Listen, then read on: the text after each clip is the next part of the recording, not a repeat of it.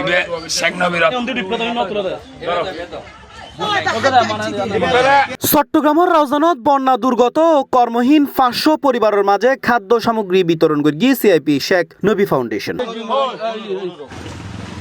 রাউজানের সংসদ সদস্য বিএনপির কেন্দ্রীয় কমিটির ভাইস চেয়ারম্যান আলহাজ গিয়াসউদ্দিন কাদের চৌধুরীর আহ্বানে ফাউন্ডেশন এই মানবিক কার্যক্রম পরিচালনা করে।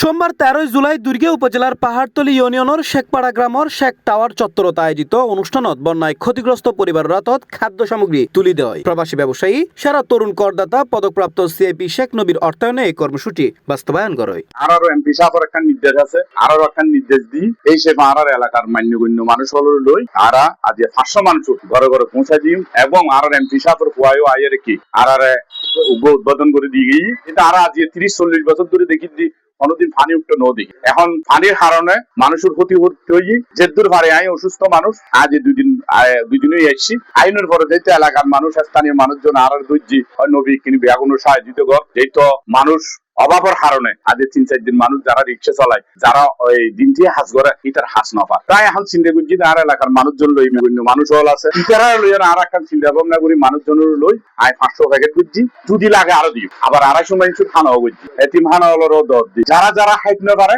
ইটার ঘরে ঘরে ইনশাআল্লাহ আর এই 2-3টা তুন দিয়ে গিয়ে আর চালু করে গেল। এই সময় অনুষ্ঠানত প্রধান অতিথি হিসেবে উপস্থিত তায়ের কর্মসূচির উদ্বোধন করে তরুণ রাজনীতিবিদ শাকির কাদের চৌধুরী। এই সময় আরো উপস্থিত আছেন উত্তর জেলা যুব দলের সহসভাপতি নিজামউদ্দিন চৌধুরী, ফাউন্ডেশনের কর্মকর্তা শেখ নওশাদ ও শেখ নিহাত, সাবেক ইউপি সদস্য ইলিয়াস তালুকদার, আমিন তালুকদার সহ স্থানীয় গণ্যমান্য ব্যক্তি ও রাজনৈতিক ব্যক্তিবৃন্দ।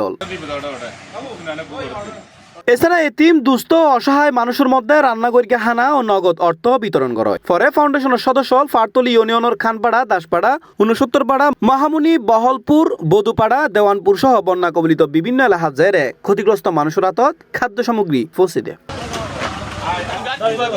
পরে এ সময় পাকিস্তানের জাতীয় পরিষদের সাবেক স্পিকার ফজলুল কাদের চৌধুরী ও শহীদ সালাউদ্দিন কাদের চৌধুরী সহ এলাকার প্রয়াত মুরব্বীর ইসালে সব কামনায় বিশেষ দোয়া ও মোনাজাত অনুষ্ঠিত হয়। C plus TV, Chittagong.